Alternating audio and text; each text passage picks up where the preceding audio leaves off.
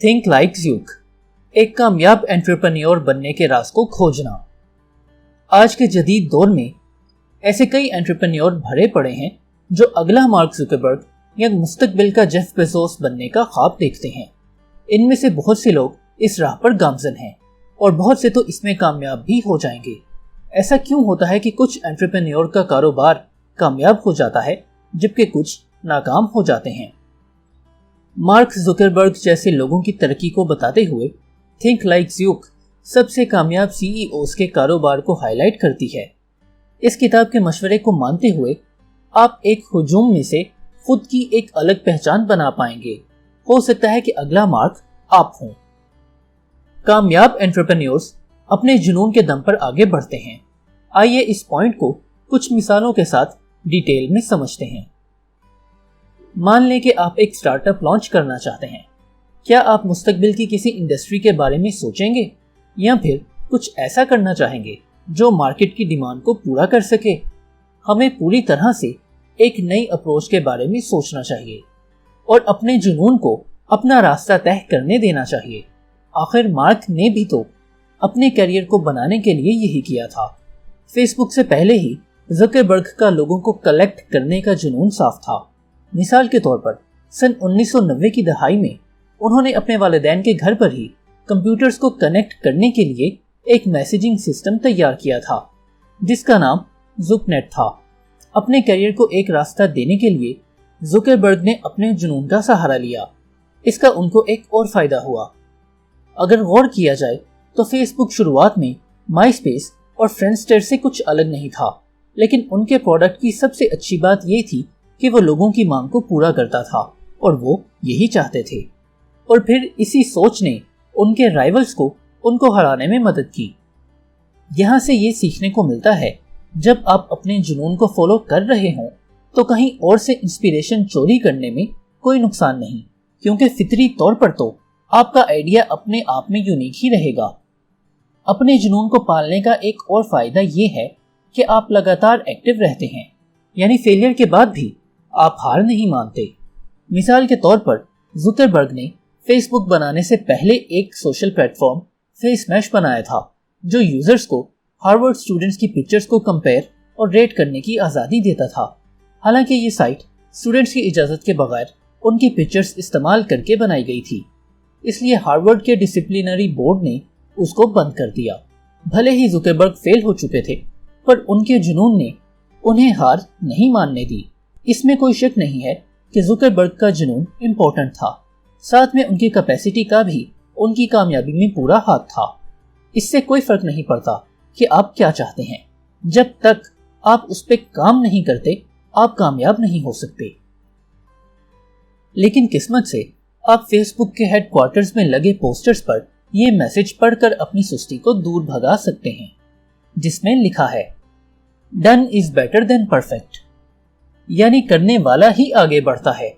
Perfection के चक्कर में पड़े रहेंगे तो कभी कुछ नहीं कर पाएंगे। कामयाब कंपनीज की तामीर में उनके इंस्पायरिंग विजन्स का बहुत बड़ा हाथ होता है। आइए इस पॉइंट को डिटेल में समझते हैं। कामयाब एंटरप्रेन्योर्स के पास जुनून के अलावा भी एक और चीज होती है, और वो होता है मिशन, एक मकसद। और जब तक वो इसमें कामयाब नहीं हो जाते, हार नहीं मानते। एंटरप्रेन्योर्स का मिशन ही उनकी कंपनी के मिशन को तश्कील देगा।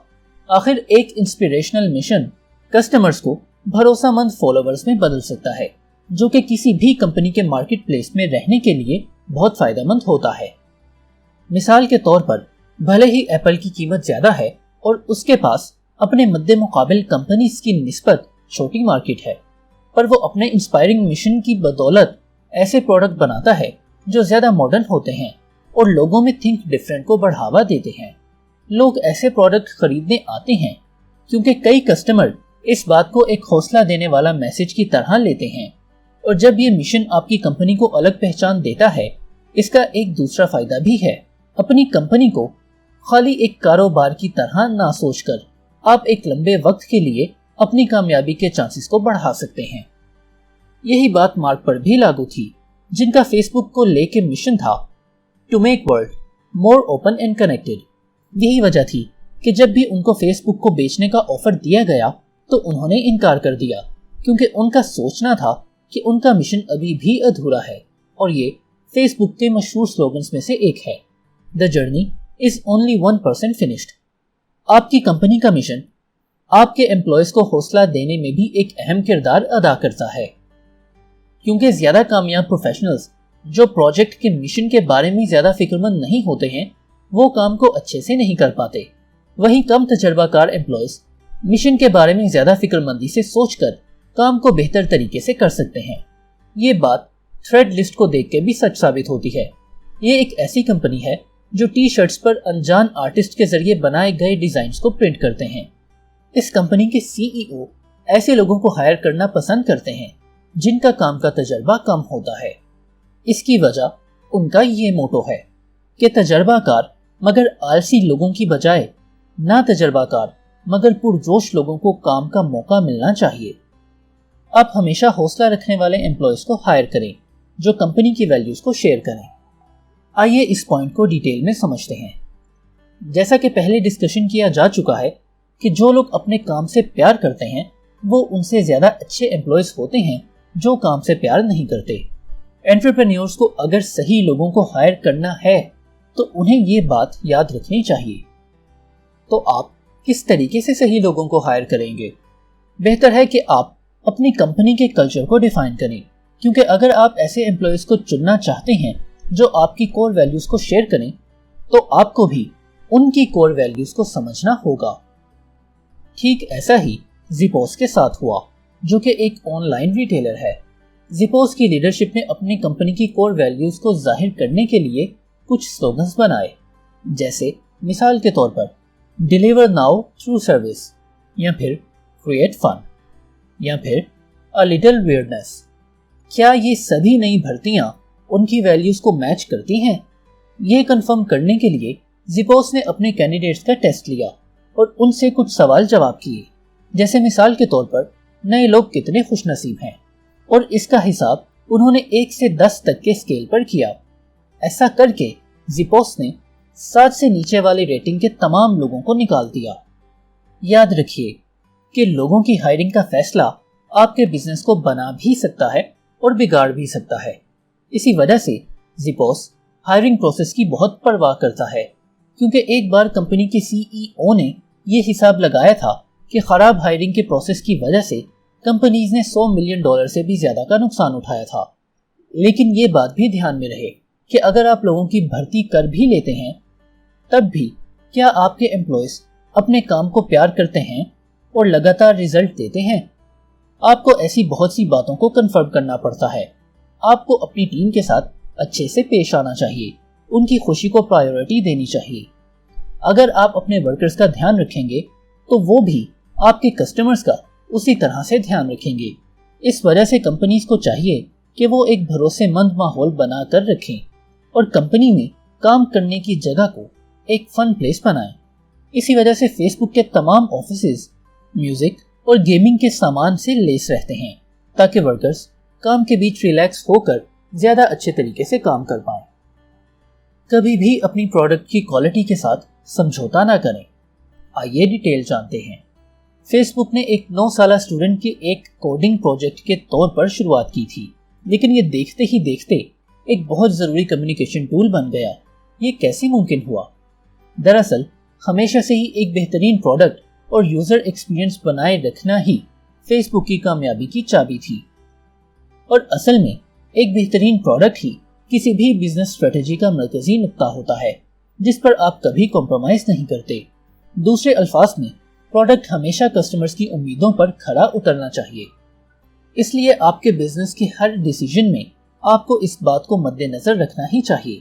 مثال کے طور پر جب فیس بک کی گروتھ ہو رہی تھی تو مارک نے اس بات کو یقینی بنایا کہ کمپنی کی گروتھ آرام سے ہو تاکہ کمپنی تمام ڈیمانڈز کا سامنا کر سکے۔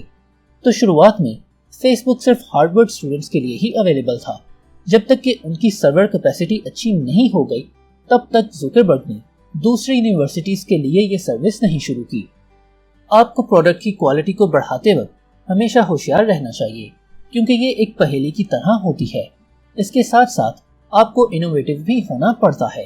اسی وجہ سے آپ کو پروڈکٹ کو بہتر بنانے کے لیے لگاتار نئے طریقے اپنانے پڑتے ہیں، کیونکہ جب پروڈکٹ کی کوالٹی کی بات آتی ہے تو انوویشن ایک بہت ضروری مدعا ہوتا ہے۔ امپلائیز کو نیا سوچنے کے لیے حوصلہ دیتے رہنا چاہیے۔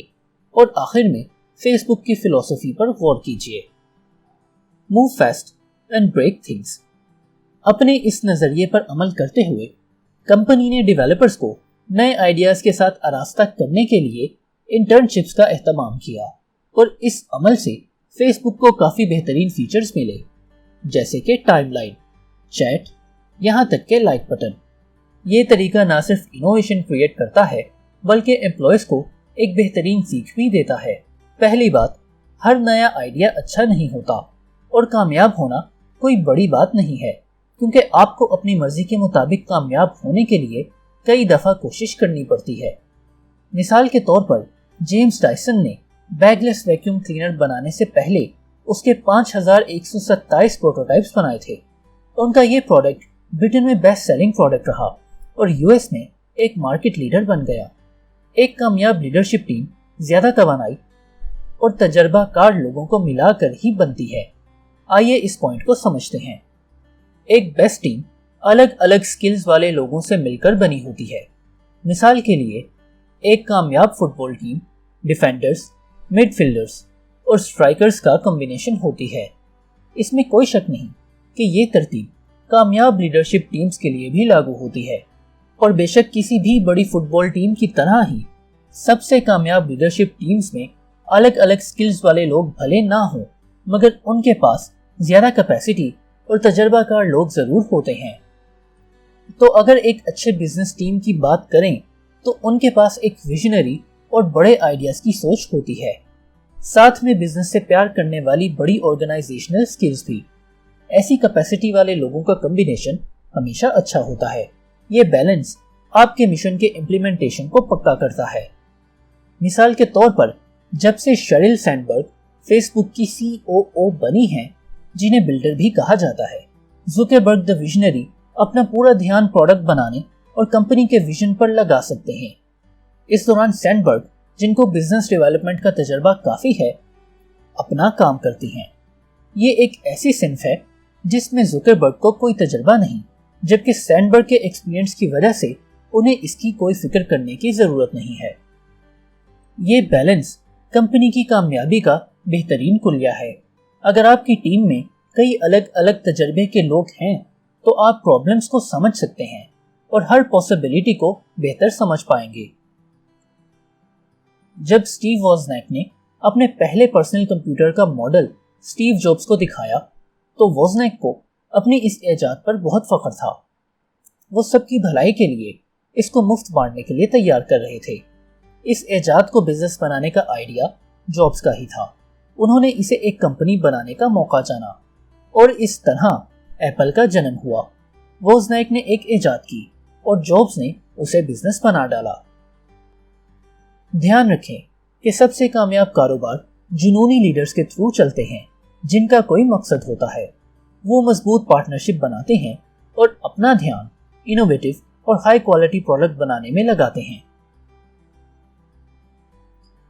اگر آپ کو یہ سمری پسند آئی تو اس کو لائک کریں، کمنٹ کریں اور شیئر کر کے ہمیں سپورٹ کریں۔ خدا آپ کا حامی و ناصر ہو۔ ادب سرائے۔